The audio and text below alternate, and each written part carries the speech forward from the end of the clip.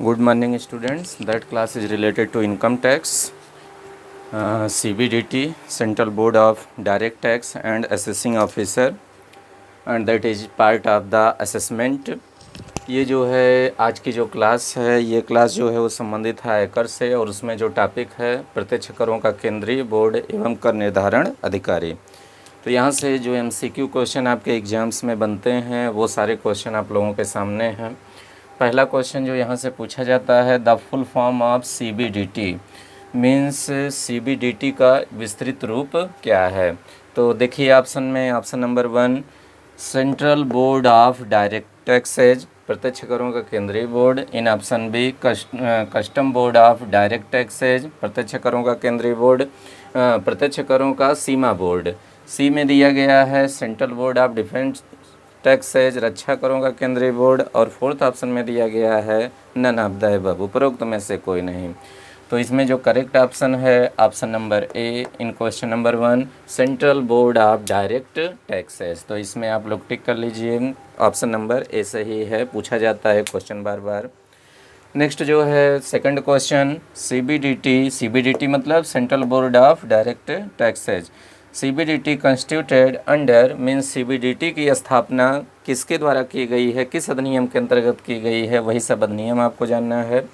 In option 1 that is given income tax act 1961, in option number B central board of revenue act 1963, in option number 3 board both A and B, and in fourth D option none of the above. तो इसमें से कौन सा सही है? आपके option में दिया गया आयकर अधिनियम 1961 के अंतर्गत, बी में दिया गया है आय के केंद्रीय परिषद अधिनियम 1963 के अंतर्गत, सी में दिया गया है दोनों एवं बी, और चौथे में दिया गया है उपरोक्त में से कोई नहीं। तो जो CBDT जो इस्टेब्लिश किया गया है गवर्नमेंट ऑफ इंडिया के द्वारा, किस एक्ट के थ्रू किया गया है? Central board of revenue act means आय के केंद्रीय परिषद अधिनियम 1963। तो इसका ऑप्शन सही है B. In question number 2 option B is correct. Third question में आइए, जो कि पूछा जाता है कि आपके एग्जाम में which of the following is not called assessing officer, निम्नलिखित में से कौन किसे कर निर्धारण अधिकारी नहीं कहा जाएगा या कर निर्धारण अधिकारी नहीं है। तो नॉट पूछा जा रहा है, ध्यान रखिए, जहाँ पर नेगेटिव क्वेश्चन रहे तुरंत अंडरलाइन करिए। और MCQs नॉर्मली नेगेटिव ही पूछे जाते हैं आपके एग्जाम में, क्योंकि एकेडमिक में आप लोग पढ़े रहते हैं पॉजिटिव वे में, और MCQ में वही नेगेटिव फॉर्म है। तो देखिए पूछा जा रहा है कौन असेसिंग ऑफिसर नहीं है, who will not called with the assessing officer. तो देखिए 4 ऑप्शन यहाँ पे हैं। In first option income tax commissioner is given, in option number be income tax officer is given, in option number 3 income tax inspector is given, and in option number 4 marketing inspector is given. Means option number A में दिया गया है आयकर आयुक्त, B में दिया गया है आयकर अधिकारी, सी में दिया गया है आयकर निरीक्षक, चौथे में दिया गया है विपणन निरीक्षक। तो आपको पता है इनकम टैक्स कमिश्नर जो है ये असेसिंग ऑफिसर होता है, आयकर अधिकारी होता है। नेक्स्ट जो आपका है इनकम टैक्स ऑफिसर आयकर अधिकारी जो दिया गया ये भी असेसिंग ऑफिसर होता है, कर निर्धारण अधिकारी होता है। नेक्स्ट दिया गया इनकम टैक्स इंस्पेक्टर आयकर निरीक्षक, ये भी जो है असेसिंग ऑफिसर होता है। तो ये तीनों सही है, तो जाहिर सी बात है जो चौथा ऑप्शन होगा वही सही होगा। तो चौथा जो है मार्केटिंग इंस्पेक्टर, तो marketing inspector in not called the assessing officer, marketing inspector का निर्धारण अधिकारी नहीं होता है, ये मार्केटिंग सब्जेक्ट के अंतर्गत आता है मार्केटिंग इंस्पेक्टर। तो इसमें कौन सा ऑप्शन सही है? Option number D. बहुत ही इंपॉर्टेंट ये क्वेश्चन है, पूछा गया है आपके PGT में।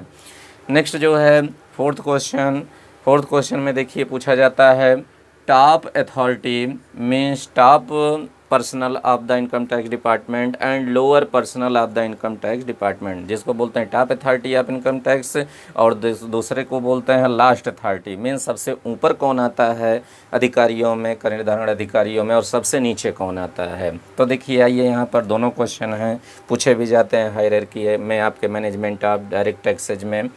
तो देखिए पहला क्वेश्चन यहाँ पर जो है question number 4, top authority of the income tax is, आयकर का सर्वोच्च प्राधिकारी है, कौन सबसे ऊपर होता है इनकम टैक्स डिपार्टमेंट में? देखिए there are 4 options given in question number 4।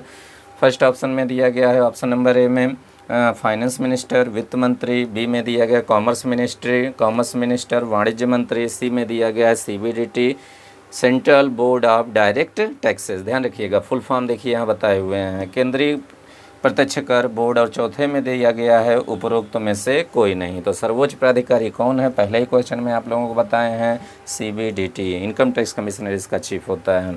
तो ये जो आपका है प्रत्यक्ष केंद्रीय प्रत्यक्ष कर बोर्ड।